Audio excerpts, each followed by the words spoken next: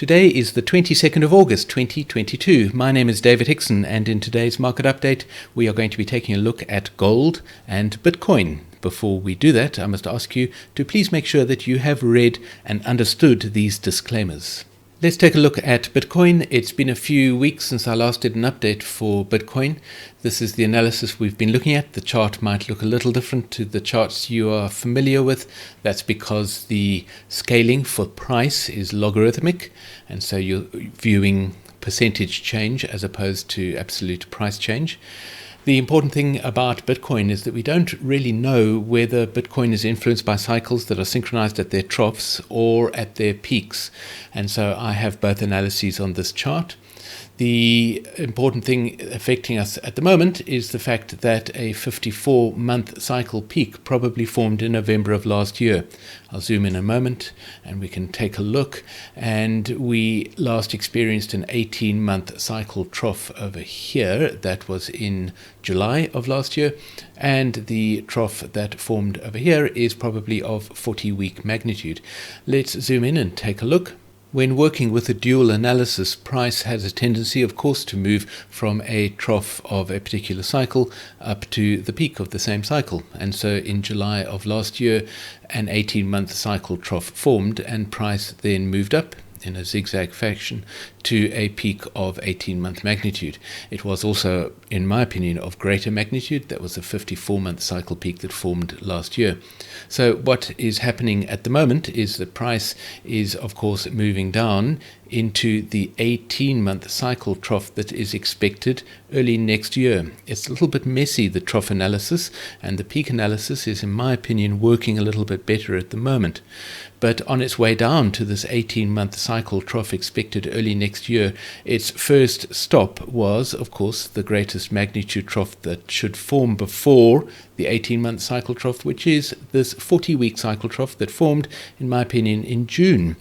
Then, of course, price bounced up to reach a 40-week cycle peak. Now, this 40-week cycle peak I've been speaking about for several months, I think. I can't remember when we first started looking ahead towards it. And so what price has done is bounced up from the 40-week cycle trough to the 40-week cycle peak. I believe that 40-week cycle peak probably formed last week, although it's a little early to confirm that. It might still lie ahead of us.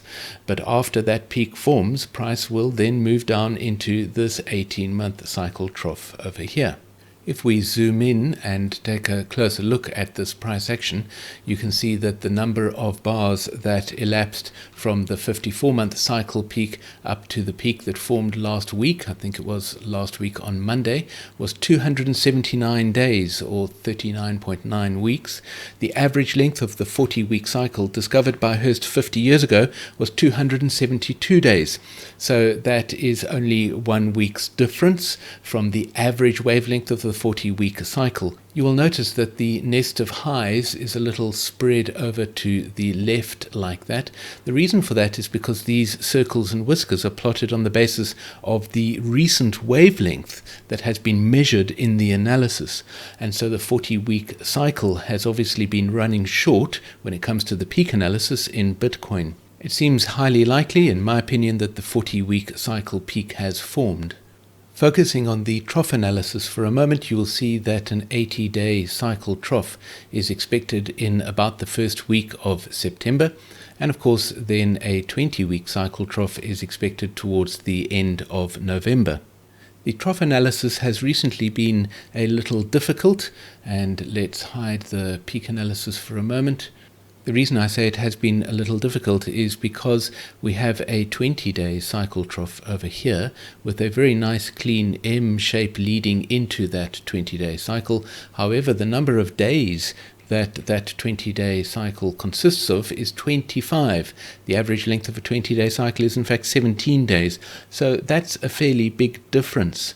And the 40-day cycle trough is then in this rather awkward position over here after 47 days instead of the average wavelength of a 40-day cycle, which is 34 days. This might be a better position for the 40-day cycle over here. Let me mark that position over there. That could well be a better position for the 40-day cycle, but then where would we position the 20-day cycle? This kind of analysis difficulty occasionally occurs. The important thing to bear in mind is the price is now moving down into the 80-day cycle trough.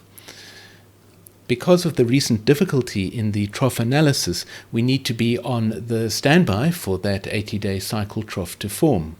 The average length of an 80-day cycle is 68 days, as discovered by Hurst 50 years ago, and so an average length 80-day cycle would form a trough in only a few days' time. Let's take a look at some FLDs here. First of all, the 20-day FLD, which was crossed to the downside last week, and that price cross generated a target down here at about the level the price is at the moment, perhaps a little bit higher, and so that target has been achieved. That would be an F category interaction. We would normally expect price to come back up to the 20-day FLD, find resistance, and then move down into the 80-day cycle trough, so we should be on the lookout for that. Stepping up one cycle to the 40-day cycle is interesting because, as you can see, price also crossed the 40-day cycle over here last week, and price has already reached the target generated by that price cross. Now, this would be a D category interaction between price and the 40-day FLD as price moves down towards the 80-day cycle trough.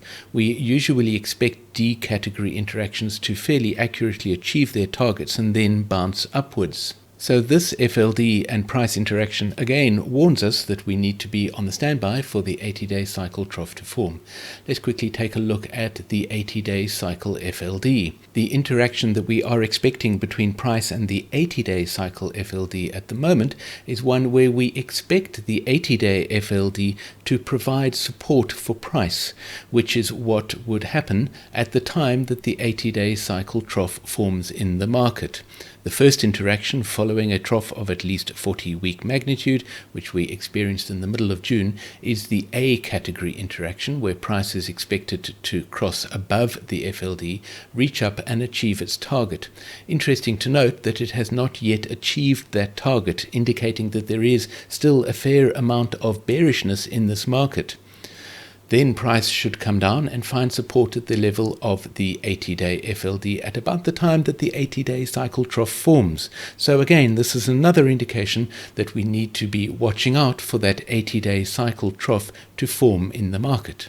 There is an interesting demonstration to be made on the Bitcoin chart at the moment in terms of the composite model line, which is a line which takes all of the analysis information on the chart, recomposes it, recombines it, and produces this line. Now, we have two analyses on this chart, as I've already mentioned, a trough analysis at the foot of the chart and a peak analysis at the top of the chart. We have combined the analysis information from both of those analyses in this composite model line. The result is fairly interesting because it indicates the price should have bounced up more strongly from the 40-week cycle trough. In terms of the peak analysis, of course, price should start moving up towards the next 18-month cycle peak expected early next year. Here's the interesting dilemma. We are also expecting an 18-month cycle trough in the trough analysis at about the same time. So what is going to happen? The answer is we don't actually know yet what is going to happen, but we will certainly be tracking price to understand which of these analyses is going to be more dominant than the other one. Now, there's an interesting thing that we can do with the composite model line. We can display the composite model line based only on the trough analysis. Here is what that analysis looks like.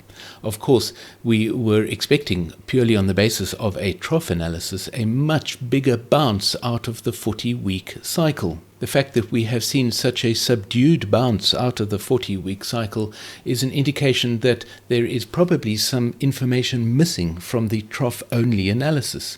That information is possibly contained in the peak analysis. Here is the composite model line based only on the peak analysis. I've demonstrated this composite model line in earlier videos about Bitcoin. The interesting thing to me is that it provides a better match, which is possibly an indication that the peak analysis is the more important analysis to pay attention to at the moment. The interesting thing, of course, about this peak analysis is that we would expect a W shape to be formed as price moves towards the next 18-month cycle peak. And that is pretty much what we are seeing on the chart at the moment. According to this analysis, we would expect price to come down into what we are expecting to be the 80-day cycle trough according to the trough analysis, but it would simply be a trough that is forming before price moves up to the 18-month cycle peak.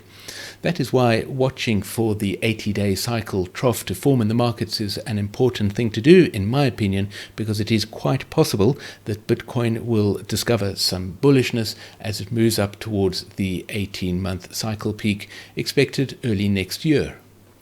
Let's take a look at gold, and this is the analysis that we've been following for many months. In gold, we have two really important peaks of 9-year magnitude, in my opinion.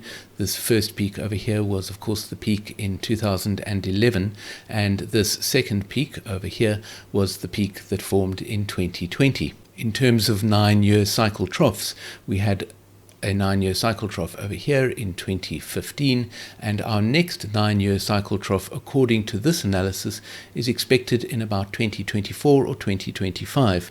In the previous update video about gold, I suggested a different alternative, which we're going to take a look at in a moment, but let's zoom in first of all and take a look at this chart in a little more detail. Here is the 18-month cycle peak that I discussed in previous market update videos at about the time that that peak was forming in March of this year.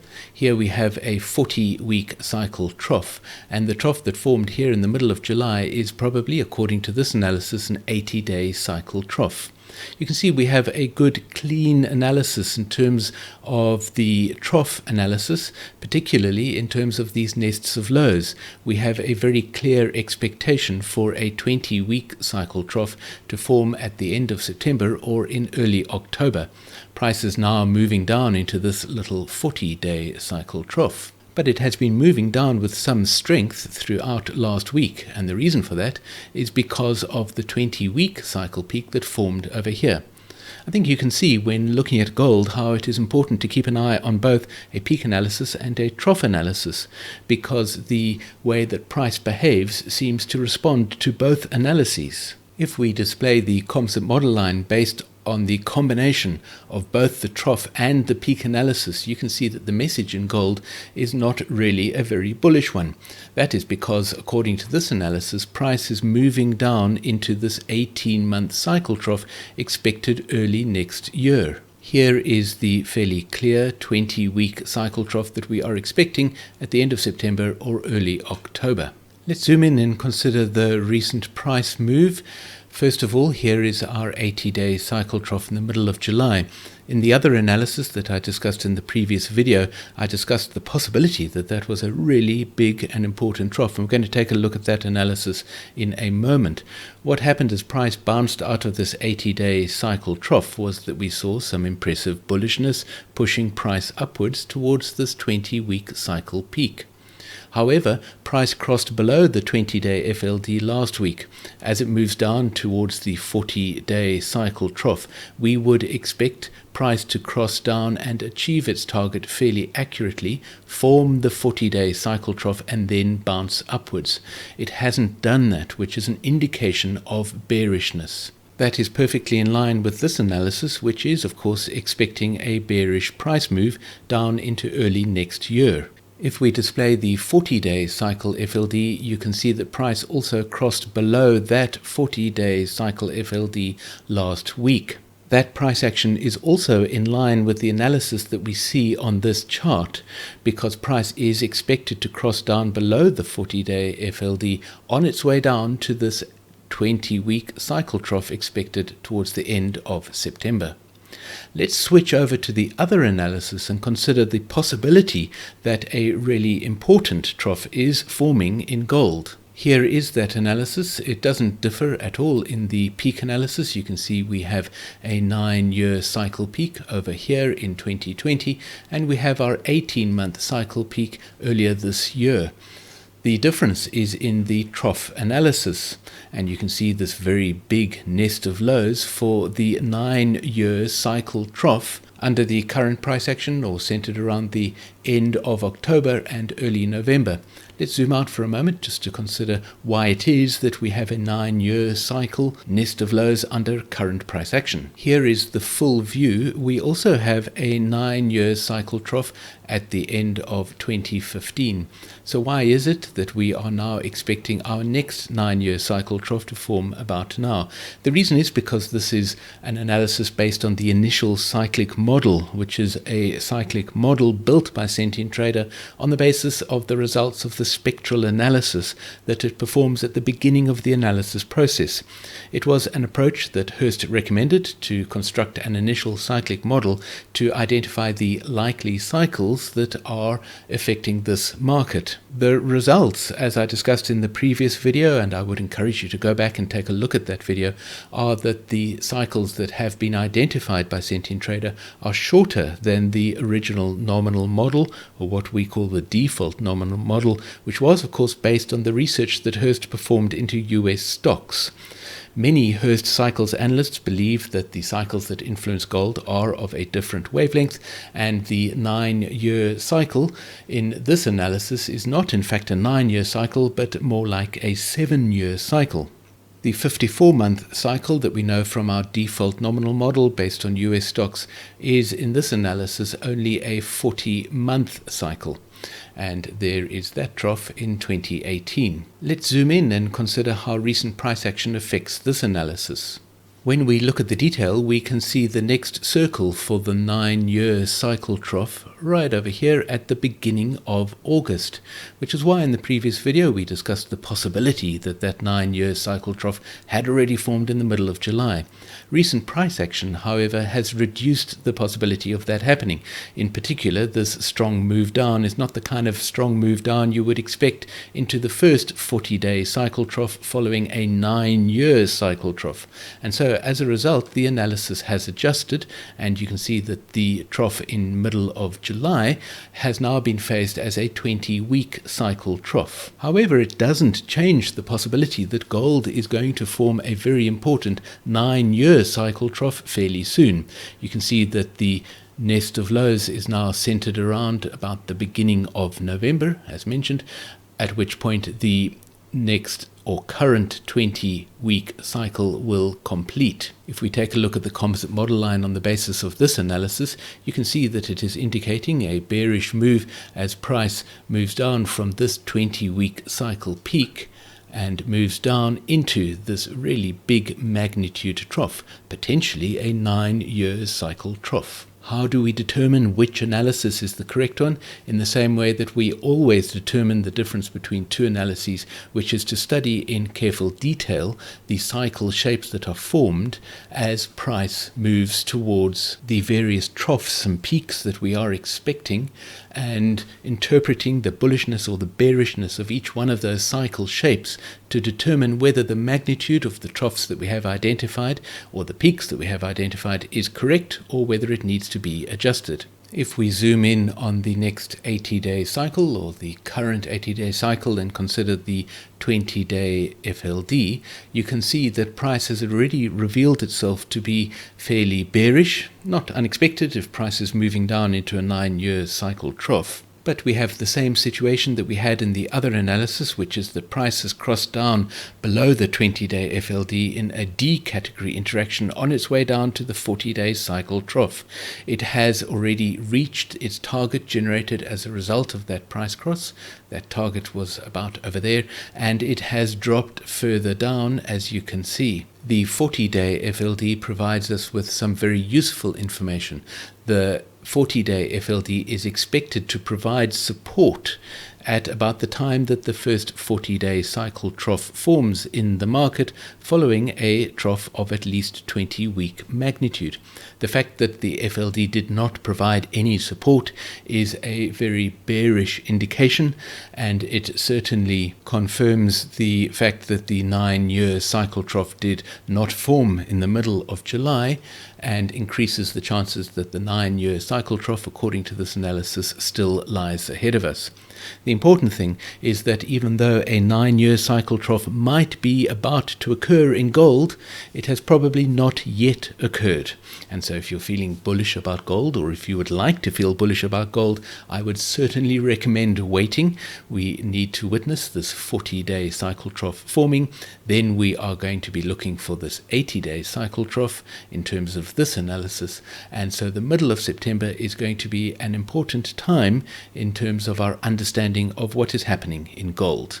I do hope that you found this market update useful and interesting. Look out for some exciting announcements coming soon about more market updates and new ways of providing you with expert Hurst cycles analysis. If you have any questions, please join us on our new Discord server for Hurst cycles, or you can ask your questions in the comments below this video.